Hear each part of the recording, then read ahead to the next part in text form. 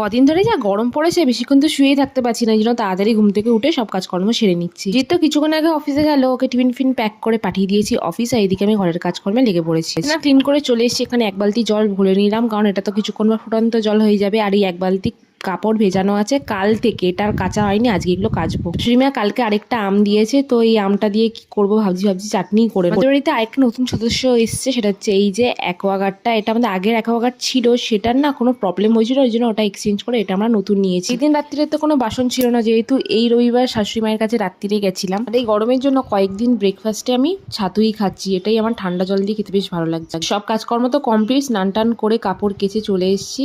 আর এই কাপড়গুলো আর ছাদে যায়নি, বারান্দায় দিয়ে দিয়েছি। কাপড়গুলো আজকেই কেচে নিলাম, কেননা পরের দিন অর্থাৎ 23শে এপ্রিল তো আমার জন্মদিন প্লাস হনুমান জয়ন্তী, সেদিন আমি উপোস থাকবো, তো কাচাকুচির কাজ আজকেই সেরে ফেললাম। খাওয়া দাওয়া শেষ, এখন আমি রেডি হয়ে যাচ্ছি পড়াতে। আজকের ব্লগটা এতটাই, কেমন লাগলো জানিও, ভালো লাগলে লাইক কমেন্ট শেয়ার করে দিও। টাটা।